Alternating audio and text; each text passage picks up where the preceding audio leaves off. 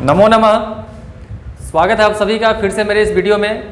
इस वीडियो में लेकर के आया हूँ आप लोगों के लिए हिंदी ग्रामर से भाग 5, जिसमें आप जानेंगे वर्णों के उच्चारण स्थान और लिपि के बारे में। ठीक है, आप वर्ण का उच्चारण तो करते हैं, लेकिन वह शुद्ध उच्चारण होता है या नहीं, इसकी आपको पता नहीं चल पाता है। ठीक है, तो आइए इस वीडियो में हम इसी चीज़ को सीखेंगे कि किसी भी वर्णों का उच्चारण हम कैसे करते हैं। ठीक है, तो आ जाइए मेरे प्यारे बच्चों। जैसा कि सबसे पहले तो आप ये समझिए कि यहाँ एक सामने आपको फिगर दिखाया गया है, तो जो मुख से जो हम उच्चारण करते हैं किसी भी वर्ण का, तो किन किन स्थानों का उसमें भाग होता है, उसके उच्चारण लेने में, उच्चारण करने में, इस चीज़ को पहले आप क्लियर कर लीजिए। ठीक है मेरे प्यारे बच्चों, तो सबसे पहले आपको यहाँ पे एक मुख का फोटो, एक आकृति, आर्ट एक दिख रहा होगा। ठीक है, अब यहाँ पे सबसे पहले जो बात आती है वो आती है ओष्ठ की। ओष्ठ जिसे हम ओठ भी कहते हैं। ठीक है, तो ओठ तो आप जानते ही हैं, नॉर्मली भाषा में इसे आप सब लोग जानते हैं कि ओठ क्या होता है। ये आपका ओठ है, ठीक है, ऊपर और नीचे। ठीक है, ओठ समझते हैं सब लोग। ठीक है, उसके बाद बात आती है दंत की, यानी दांत की। ठीक है, तो दांत भी समझते हैं, आपका दांत क्या है। ठीक है, पता है आपको, दांत इजिली आपको पता है ना। उसके बाद बात आती है जीभ की। ठीक है, जीभ ये आपका क्या है, जीभ है, जीभ सबके पास है, सबको पता है जीभ क्या होता है। उसके बाद कंठ, कंठ सबको पता है, कंठ क्या होता है, कंठ द्वार क्या होता है, कंठ छिद्र क्या होता है, सबको पता है इस चीज का। ठीक है, तो ये सारी चीजें नॉर्मली सबको सामान्यतः पता होता है। ठीक है मेरे प्यारे बच्चों, लेकिन अब यहाँ पे दो चीज ऐसी है जिसमें बच्चों को ज्यादा कंफ्यूजन होता है। इसी कंफ्यूजन को हम दूर करने का प्रयास करने जा रहे हैं। ठीक है, तो देखिए यहाँ पे सबसे पहले तो आपका यहाँ पे ध्यान दीजिए, एक आता है तालु। क्या आता है, तालु। अब तालु क्या होता है, ध्यान दीजिए, जीभ का जो छत होता है, जीभ का छत मतलब मुंह को खोलेंगे आप, है ना, मुंह को खोले, एक फिगर मैं आपको फिर से बताऊंगा, उसमें आपको स्पष्ट रूप से समझ में आ जाएगा। फिलहाल आपको मैं ये समझाने का प्रयास कर रहा हूं कि तालु होता कहां है और ये कितने तालु होते हैं, कौन कौन से भाग लेते हैं इसके उच्चारण में। ठीक है, अब यहाँ पे तालु, जीभ का जो छत होता है, मतलब जीभ का जो ऊपरी आवरण होता है, उसी को कहते हैं हम लोग तालु।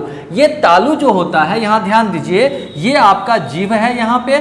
ठीक है, ये जीभ का ये लाल लाल आकृति दिख रहा है। अब ये जीभ का जो ऊपरी छत है, यही क्या है, आपका तालु है। ठीक है, तालु दो तरह के होते हैं, एक होते हैं हार्ड और एक होते हैं सॉफ्ट। यानी कि एक होता है कड़ा, यानी कि जो आपका पहला जो तालु का जो मुंह खोलिएगा, मैं आपको एक और फिगर लेके यहाँ बताऊं तो ये आपको क्लियर हो जाएगा। यहाँ ध्यान दीजिए, यस यही फिगर है आपका। ये मान लीजिए कि मुंह खोला हुआ है, जब भी आप मुंह खोलेंगे ऐसा फिगर आपको सामने दिखेगा ना। अब यहाँ पे देखिए कि यह जो आपका ये क्या है, दंत है, दांत है, ये आपका क्या है, ओष्ठ है। ध्यान दीजिए, ये आपका क्या, ओष्ठ है। ठीक है, उसके ऊपर क्या होता है, आपका मसूड़ा होता है। जैसे ही ओष्ठ के ऊपर नीचे जाएंगे आप, उसके पीछे वाला भाग, तो क्या होता है, वो मसूड़ा होता है, सब लोग जानते हैं। मसूड़े के पीछे क्या होता है, यहाँ पे आपका तालु, ये आपका क्या है, तालु। ठीक है, तो पहला जो अगला तालु है वही क्या होता है, कठोर होता है, जिसे हार्ड पैलेट कहते हैं, हार्ड पैलेट कहते हैं। ठीक है, और एक होता है सॉफ्ट तालु। ठीक है, जो पीछे वाला तालु होता है उसको कहते हैं सॉफ्ट, यानी कि मुलायम। क्या होता है, मुलायम होता है। ठीक है, अब इसके बीच का जो भाग है, इसके बीच का जो भाग है उसी को कहते हैं मूर्धा। क्या कहते हैं, मूर्धा कहते हैं। अब बाकी जो भी युगला हो गया, टंग समझते हैं, जीभ होता है, और ये बाकी जितने भी चीजें हैं ये सभी मैं आपको बायोलॉजी में पढ़ाऊंगा, है ना। दंत क्या होते हैं, कितने प्रकार के होते हैं, इन सारी चीजों का इसमें चर्चा करने की कोई आवश्यकता नहीं है। जो मुख्य है आपको वो है तालु और मूर्धा को समझना। तो तालु दो तरह के समझ गए आप लोग। जो अगला जो भाग होता है तालु का, जो आगे मुख का जो पहला जो अगला भाग होता है ना, वो होता है आपका हार्ड, यानी कि कठोर, है ना, कठोर तालु। और एक होता है सॉफ्ट, यानी कि पीछे वाला जो होता है वो होता है सॉफ्ट तालु। ठीक है, ये तो क्लियर हो गया। अब तालु, कठोर और सॉफ्ट दोनों के बीच का जो कठोर और किसका, मुलायम, दोनों के बीच का जो भाग होता है उसी को कहते हैं मूर्धा। क्या कहते हैं, मूर्धा। ठीक है, समझ गए ना मेरी बात। अब आइए फिर से इस फिगर में आते हैं हम लोग। तो यहां ध्यान दीजिए, ये आपका हो गया तालु, समझ गए। मूर्धा समझ ही गए, बीच वाला भाग तालु का, बीच वाला भाग तालु। ये मान लीजिए आपका अगला तालु हो गया, इसे बोलेंगे कठोर तालु। ये हो गया पिछला, यहां से इसको बोलेंगे क्या है, टोटल तालु ही। ये जीभ है, ये जीभ का जो ये छत है ये सब क्या है, तालु ही है। ठीक है। परंतु एक होता है अगला जिसे कहते हैं कठोर, और एक होता है पिछला जिसे कहते हैं मुलायम यानी कि सॉफ्ट, ठीक है। बीच का जो भाग होगा उसी को कहते हैं मूर्धा, ठीक है। समझ में आ गई बात। उसके बाद तो कोई बात है ही नहीं। नासिका, नासिका समझते हैं, नाक है ना, नाक का जो यहाँ पे नाक का जो भाग होता है उसे कहते हैं नासिका कहते हैं, उसे नाक भी कह सकते हैं आप, ठीक है। तो ये था आपका मुख का भाग जो वर्णों के उच्चारण में क्या होता है, सहायक होता है। तो चलिए मेरे प्यारे बच्चों, अब कौन कौन से वर्ण का उच्चारण स्थान क्या है ये भी फिगर आप समझ ही चुके हैं, समझ चुके हैं ना। अब कौन कौन से वर्ण का क्या स्थान है उसके उच्चारण का, इसको आप जानिए। यहाँ मैंने एक तालिका बनाया है, यहाँ ध्यान दीजिए। पहला तालिका है आपका वर्ण का, दूसरा आपका उच्चारण स्थान का, और तीसरा आपका वर्ण के नाम का, ठीक है। तो यहाँ पे वर्ण में जैसे यहाँ देखिए ध्यान से, अ है, ध्यान दीजिए, जैसे यहाँ अ है, आ है, क है, ख है, ग है, घ है, अंग है, ह है, विसर्ग, विसर्ग में मतलब क्या, कोई भी अह है ना, अंग या अह क्या होता है, विसर्ग होता है, ठीक है। अब यहाँ पे इसका उच्चारण स्थान क्या है, तो इन सब का उच्चारण स्थान मतलब इन सब का जो उच्चारण होगा उसमें हमारे मुख का कौन सा अंग भाग लेगा, तो मेरे प्यारे बच्चों कंठ भाग लेगा। कौन भाग लेगा, कंठ भाग लेगा, ठीक है। अब वर्ण के नाम क्या होंगे, तो जिन वर्णों का उच्चारण कंठ से हो उसे हम कहते हैं कंठय। क्या कहते हैं, कंठय। ये समझ गए ना बात, समझ गए ना। तो जिन वर्णों का उच्चारण कंठ से हो उसे कहते हैं कंठय। क्लियर। अब देखिए ध्यान से, जरा बोल के भी आप उच्चारण करके देखिए, उच्चारण करके देखिए तो आपको ज्यादा क्लियर होगा। मैं जब वर्ण टॉपिक स्टार्ट किया था वहां से ही मैं चर्चा करते आ रहा हूं कि हर एक चीज का आप उच्चारण करते रहिए, इससे क्या होगा कि आपको क्लियर होते रहेगा, है ना, बेशक होते रहेगा। अब यहाँ पे ध्यान दीजिए, इन सब का उच्चारण कीजिए। अ बोलिए, अ, देखिएगा कंठ का इसमें क्या हो रहा है, प्रयोग हो रहा है, ठीक है। और जिन वर्णों के उच्चारण में कंठ का प्रयोग हो उसे क्या कहेंगे, कंठय। क्या कहेंगे, कंठय कहेंगे। समझ गए मेरे प्यारे बच्चों। अब यहाँ देखिए, जैसे ह्रस्व ई है, दीर्घ ई, च, छ, ज, झ, है ना, इस तरीके से जो भी आपका वर्ण है इसका उच्चारण स्थान क्या है, तालु। क्या है, तालु। समझते ही हैं, जीभ है ना, और जीभ का जो ऊपर का भाग होता है उसी को कहते हैं हम लोग तालु, यानी जीभ का ऊपरी छत जो होता है उसी को कहते हैं तालु। जैसे मैं यहाँ पे खड़ा हूँ, ऊपर जो मेरा छत है ये हो गया, मान लीजिए मैं कि ये जो मेरा आवरण है ये क्या है, जीभ है, ठीक है। और इसके ऊपर जो छत है ना, जो जीभ को क्या कर रहा है, एक है ना आसरा दे रहा है, एक छांव दे रहा है, उसे कहते हैं हम तालु। क्या कहते हैं, तालु, ठीक है। मूर्धा भी आप समझ चुके हैं, मूर्धा क्या होता है। अब जिन वर्णों का उच्चारण यहाँ पे तालव्य श बोलने का यहाँ पे स्पष्टीकरण बहुत जरूरी है मेरे प्यारे बच्चों। स्पष्ट जब तक आप नहीं उच्चारण करेंगे यहाँ पे आपको बहुत सारा है ना कठिनाइयों का सामना करना पड़ सकता है, इसलिए स्पष्ट उच्चारण करें आप, ठीक है। तो यहाँ पे तालव्य श इसको क्यों बोला जाता है, आप लोग बचपन से पढ़ते आ रहे हैं तालव्य स, बहुत सारे बच्चे हमारे ऐसे पढ़ते थे तालव्य स।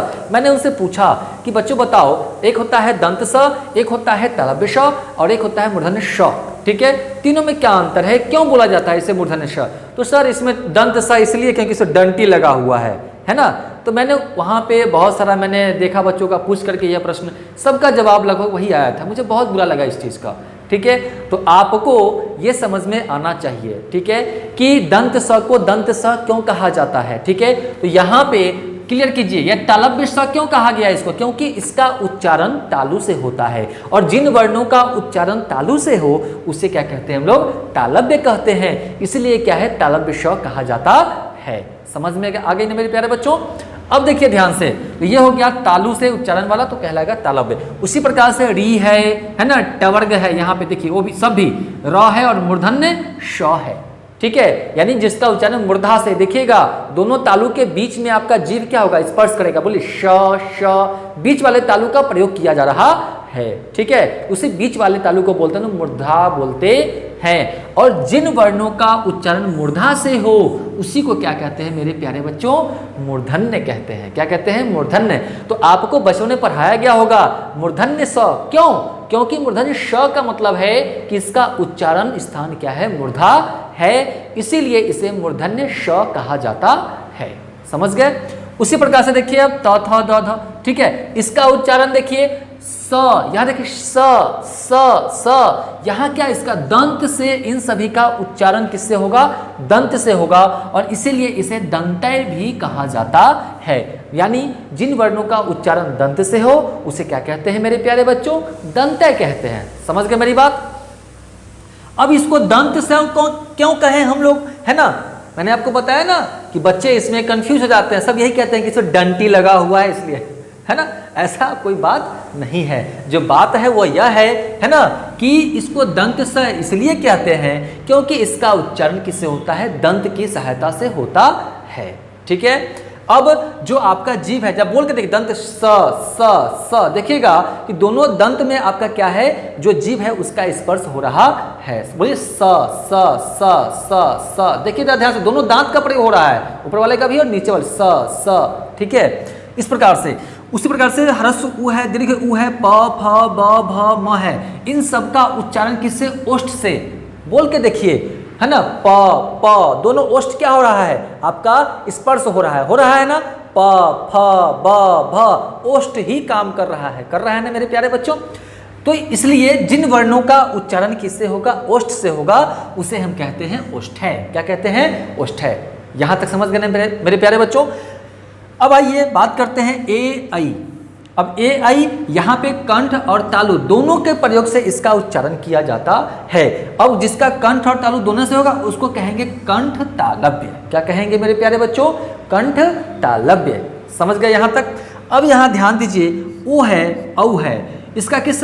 कंठ और ओष्ठ की सहायता से, कंठ और ओष्ठ की, सबको उच्चारण करके देखिए आप। मेरा यह निर्देश है आप लोगों के लिए, है ना? आप मानिए या ना मानिए, लेकिन ये मान लेंगे तो मैं दावे के साथ कहता हूं कि आपको लाइफ में जो आपका वर्णों के उच्चारण स्थान से प्रश्न पूछे जाते हैं, किसी भी प्रतियोगिता परीक्षा में क्यों ना पूछा जाए, आप उसका उच्चारण जब प्रैक्टिस से उच्चारण कर लेंगे सबका बैठ करके, आधा घंटा जो भी लगे आपको, उच्चारण कीजिए, कोशिश कीजिए, जिसका जहां उच्चारण स्थान है वहीं से उसका क्या करना? उच्चारण करना। तो मैं दावे के साथ कहता हूं कि आपका कोई भी प्रतियोगिता परीक्षा में प्रश्न छूटकर नहीं आएगा।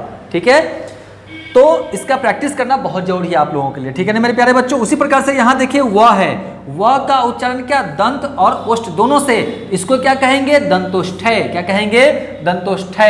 कहीं कहीं पे यहाँ पे हलंत भी रहता है, उससे कोई दिक्कत नहीं है, दंतोष्ठ्य। समझ गए मेरे प्यारे बच्चों? अब यहाँ देखिए अंग, अंग, है ना?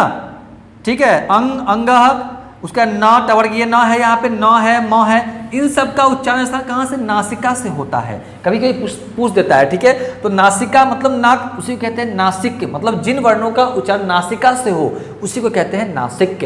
तो ये था आपका वर्णों के उच्चारण स्थान। आशा करते हैं कि आप लोगों को समझ में आया होगा। ठीक है, यदि कोई प्रश्न इसमें आप पूछना चाहते हैं तो हमसे बेशक आप पूछें, मैं उसका जवाब, है ना, आपको देते रहूंगा। ठीक है, ये आपका हक है और हक के लिए आप हमेशा खड़े रहें। ठीक है, ये था आपका वर्णों के उच्चारण स्थान। अब हम लोग चलेंगे लिपि की ओर। यहाँ ध्यान दीजिए।